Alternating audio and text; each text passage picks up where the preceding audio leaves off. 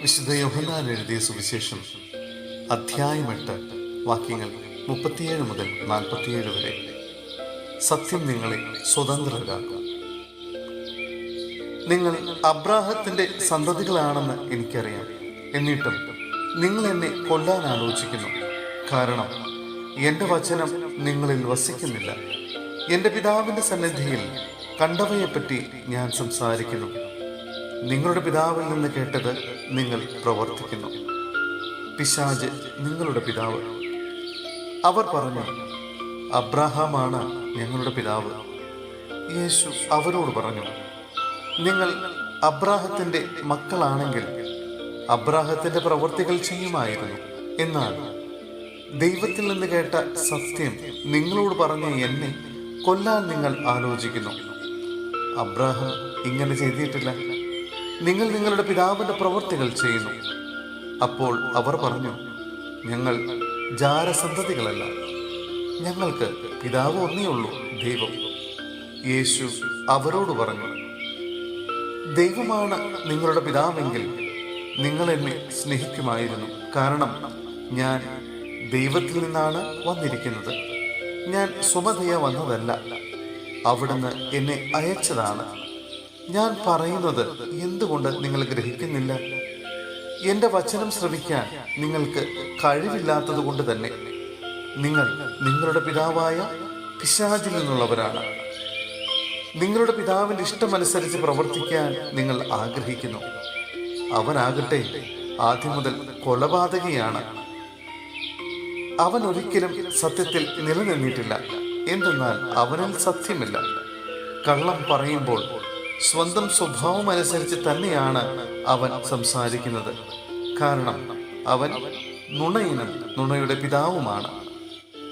ഞാൻ സത്യം പറയുന്നത് കൊണ്ട് നിങ്ങൾ എന്നെ വിശ്വസിക്കുന്നില്ല. നിങ്ങളിൽ ആർക്ക് എന്നിൽ പാപം തെളിയിക്കാൻ കഴിയും? ഞാൻ സത്യമാണ് പറയുന്നതെങ്കിൽ എന്തുകൊണ്ട് നിങ്ങൾ എന്നെ വിശ്വസിക്കുന്നില്ല? ദൈവത്തിൽ നിന്നുള്ളവൻ ദൈവത്തിൻ്റെ വാക്ക് ശ്രവിക്കുന്നു. നിങ്ങൾ ദൈവത്തിൽ നിന്നുള്ളവരല്ല, അതുകൊണ്ട് നിങ്ങൾ അവ ശ്രവിക്കുന്നില്ല. സഹോദരരെ, വിശുദ്ധ യോഹന്നാൻ എഴുതിയ 1-ാം ലേഖനം അധ്യായം 3 വാക്യങ്ങൾ 1 മുതൽ 10 വരെ.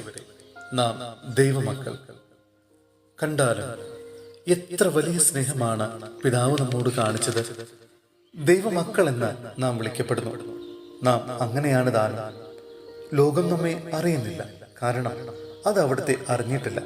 പ്രിയപ്പെട്ടവരെ, നാം ഇപ്പോൾ ദൈവത്തിന്റെ മക്കളാണ്. നാം എന്തായി തീരുമെന്ന് ഇതുവരെയും വെളിപ്പെട്ടിട്ടില്ല. എങ്കിലും ഒരു കാര്യം നാം അറിയുന്നു, അവിടുന്ന് പ്രത്യക്ഷനാകുമ്പോൾ നാം അവിടുത്തെ പോലെയാകും. അവിടുന്ന് ആയിരിക്കുന്നത് പോലെ നാം അവിടുത്തെ കാണുകയും ചെയ്യും. ഈ പ്രത്യാശയുള്ളവൻ അവിടുന്ന് പരിശുദ്ധനായിരിക്കുന്നത് പോലെ തന്നെ തന്നെ വിശുദ്ധനാക്കുന്നു. പാപം ചെയ്യുന്നവൻ നിയമം ലംഘിക്കുന്നു. പാപം നിയമലംഘനമാണ്. പാപങ്ങൾ ഏറ്റെടുക്കാൻ വേണ്ടിയാണ് അവൻ പ്രത്യക്ഷനായത് എന്ന് നിങ്ങൾ അറിയുന്നു. അവനിൽ പാപമില്ല. അവനിൽ വസിക്കുന്ന ഒരുവനും പാപം ചെയ്യുന്നില്ല. പാപം ചെയ്യുന്ന ഒരുവനും അവനെ കണ്ടിട്ടില്ല, അറിഞ്ഞിട്ടുമില്ല. കുഞ്ഞുമക്കളെ, നിങ്ങളെ ആരും വഴിതെറ്റിക്കാതിരിക്കട്ടെ. നീതി പ്രവർത്തിക്കുന്ന ഏവനും അവൻ നീതിമാനായിരിക്കുന്നത് പോലെ നീതിമാനാണ്. പാപം ചെയ്യുന്നവൻ പിശാചിൽ നിന്നുള്ളവനാണ്. എന്തെന്നാൽ പിശാച് ആദ്യം മുതലേ പാപം ചെയ്യുന്നവനാണ്. പിശാചിന്റെ പ്രവൃത്തികളെ നശിപ്പിക്കുന്നതിന് വേണ്ടിയാണ് ദൈവപുത്രൻ പ്രത്യക്ഷനായത്. ദൈവത്തിൽ നിന്ന് ജനിച്ച ഒരുവനും പാപം ചെയ്യുന്നില്ല, കാരണം ദൈവ ചൈതന്യം അവനിൽ വസിക്കുന്നു. അവൻ ദൈവത്തിൽ നിന്ന് ജനിച്ചവനായതുകൊണ്ട് അവന് പാപം ചെയ്യാൻ സാധ്യമല്ല. ദൈവത്തിന്റെ മക്കളാരെന്നും പിശാചിന്റെ മക്കളാരെന്നും ഇതിനാൽ വ്യക്തമാണ്. നീതി പ്രവർത്തിക്കാത്ത ഒരുവനും ദൈവത്തിൽ നിന്നുള്ളവനല്ല. തന്റെ സഹോദരനെ സ്നേഹിക്കാത്തവനും അങ്ങനെ തന്നെ.